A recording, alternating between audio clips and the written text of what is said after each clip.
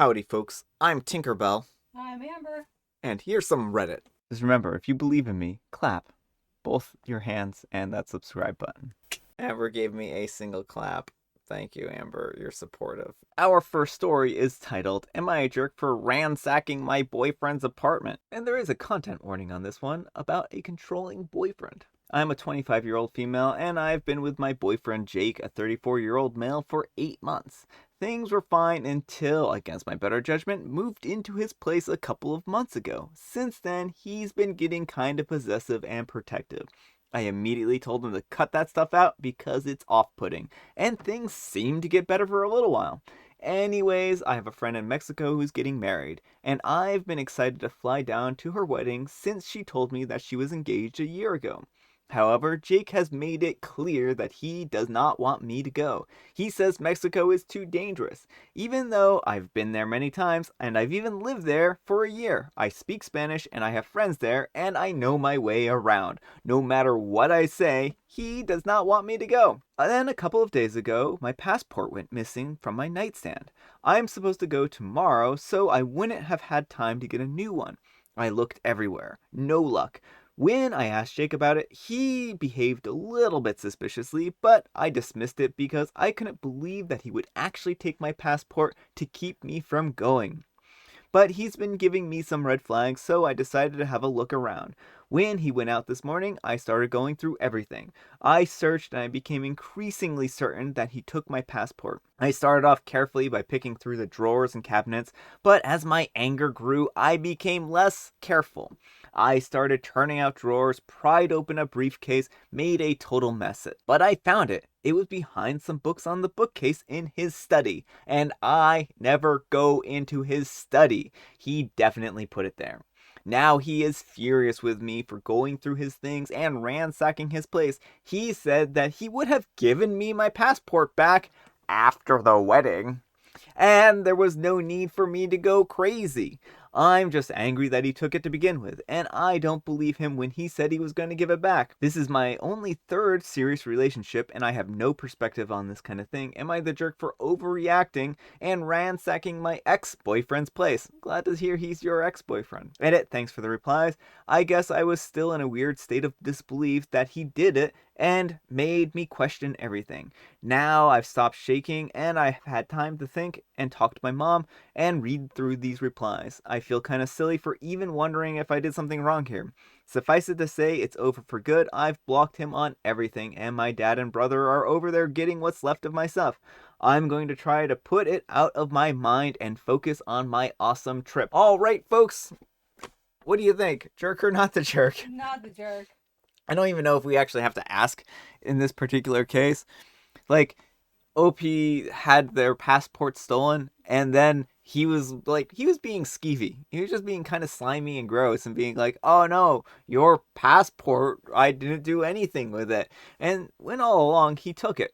He's been so controlling and so domineering over poor OP here that they actually thought that they were doing something wrong. So I definitely don't think that OP was the jerk in this situation. I think that you had every right to go through that house and find some form your identifying information. No, I don't think they're a jerk in this situation, and I'm pretty sure it's illegal to steal someone's government issued ID. If I'm not mistaken, I'm pretty sure that's illegal. So yeah, anyhow, take care and good luck. Not the jerk, move out immediately and do not look back. This is the start of an abusive relationship, and he is starting lately when controlling you so that you get used to it. That you even question that you're the jerk for looking for your passport that he stole means that he is already succeeding. For your future safety, run. You are not in so deep that you can't get out. And OP says, thank you. I'm at my parents' house now, and my dad told me the exact same thing. It's good to hear it from other people. Not the jerk, his behavior is controlling and unacceptable. Your passport is not a small thing, and you should be able to trust important belongings are safe in your home. Please seriously consider ending this relationship. He is showing you what your future will be like with him. If he'll take your passport to keep you from going to Mexico, he'll take your driver's license to keep you from leaving him. Oof. That's a good point. Not the jerk. Even if you are in a relationship, the partner never has the right to do this kind of thing to you. He stole your property, he lied about it, and then he victimized. No, girl, leave him. This is not how relationships work. We all have our fair share of arguments during a lifetime, but this is crossing a personal boundary and it's also illegal. All right. Our next letter is titled, Am I a Jerk for Embarrassing My Friend Over Her Baby's Name? So, my friend is about 5 months pregnant and has been talking about baby names with her partner lately. She's having a girl and likes to run some ideas by our friends group to see what we think. Well, yesterday we all got together to hang out and she told us her latest favorite, chlamydia. Before I had time to get over my shock, she starts going on about how ever since we had to read the Odyssey in high school, she's always liked her Greek mythology. It takes a minute, but from the context she gives in the conversation, I figure out that she is talking about Cleomestria. If you don't know and don't want to search, she's the wife of King Agamemnon and the sister of Helen of Troy. So I interrupt and say, wait, do you mean Clemistria and not chlamydia? Right. And she's like, oh no, I mean chlamydia. I have to explain to her that she's gotten the name mixed up and that chlamydia is an STI and not a figure from Greek mythology. After I bring up Google search to prove my point, she gets all awkward and quiet. The mood for the rest of our time together is kind of sour. When I get home, she sent me a long text telling me that I was a bad friend for embarrassing her in front of a lot of other people like that. She says I could have brought it up in private and didn't need to be so condescending about it. She was talking about a name that she liked and it made her feel like an idiot. I ignored the text because she was being an idiot. She just went based on a decade-old memory of a book we read in high school and mixed up the name with a common STI. A simple Google search before getting so attached to the name would have solved the problem before there was one. But then I got a couple of her texts from other friends telling me that she was really upset and telling me that I should apologize to her. But I don't think I have anything to apologize for, and besides, they were perfectly happy to sit there and let her think that an STI baby name would be a good choice. It wouldn't have been. Imagine how embarrassed she would have been after she found out her mistake and later realized that none of her friends had the decency to tell her the truth. But I feel like I'm the only one on my side, so am I really the jerk here? All right, folks, what do you think? Jerk or not the jerk? Not the jerk. There are times and places to do things in private, but this sounds like a group gathering that you folks have, and during these gatherings, she tells you about baby names, right, as a sounding board. If you are acting as a sounding board, this is not like unsolicited advice. This isn't anything that would be considered like taboo. You are acting as a sounding board and being like, oh yeah, no, you're confused. Please do not use that name. Your child will be bullied forever. And I mean, that's just the reality of the situation. You were acting like a good friend. Good friends tell people, their friends, some stuff that they don't want to hear sometimes. And that's just the way it goes. Everyone else who was sitting there in silence and being like, yeah, let's just hope she doesn't go with chlamydia, were being bad friends, because what happens if she did go with it? Like, what happens if they got into the birth certificate naming part of this whole thing and then wrote down chlamydia? Would they have been embarrassed after it got to be their legal name? Probably. They would have been a lot more embarrassed. So yeah, while your friend was embarrassed, and I'm sorry that she was embarrassed, you probably don't owe her an apology for being a good friend and being like, listen, you're confused. You might owe her an apology if your conversation went like this. Hey, listen, dum-dum, that's the name of an STI. You can't use that. Then yeah, you would probably owe her an apology for being like, calling her a bad name, you know? But as it stands, if you were polite, if you confronted them and was like, hey, listen, I'm just trying to help you out here, but you probably don't want to name your kid that, then yeah, I don't think that you're the jerk. Anyhow, take care and good luck. If she's old enough to be pregnant, she should be old enough to know what chlamydia is. She embarrassed herself, not the jerk. They were perfectly happy to sit there and let her think that a STD baby name would be a good choice. Exactly, the friend has a pregnant brain and got the names mixed up. OP did what was necessary, and her other friend should feel awful about not having said something. Like they seriously were gonna let this baby be named after an STI. Okay, so chlamydia is out. What about clitora? It's the name of a really pretty flower. One of Georgia O'Keeffe's favorite, I believe. Oh my goodness, Reddit. Oh my goodness, Reddit. My friend, an OBGYN, had a patient who wanted to name her kid chlamydia. My friend explained to her very clearly what this is, and the patient's response was, "That's a doctor word that no one knows what means anyways." My friend grabbed the patient's sister and let her know what was going on, which caused a bunch of drama, but the baby got a non-STI name. Not the jerk, there was a moment of embarrassment, but imagine if no one had told her and she named her baby after an STI. It's like when you have spinach in your teeth and no one tells you. You are a good friend who told her before she kept spreading her embarrassing STI name all over the place. Like an embarrassing STI. I see what you did there. Well played. Oh my goodness. All right, folks, it is tea time. Grab your beverage of choice and let me know in the comments below what you are drinking today. Mint tea. I'm drinking a tea as well, and I will say this much. Amber did guess it. Amber did guess it correctly. And she guessed it correctly because she's a cheater who used telepathy to read my mind. I wish I had that skill. What letters are most like a Roman emperor? The Caesar. No, no, no. Oh, that's terrible. It was actually a real joke today, folks. A real joke.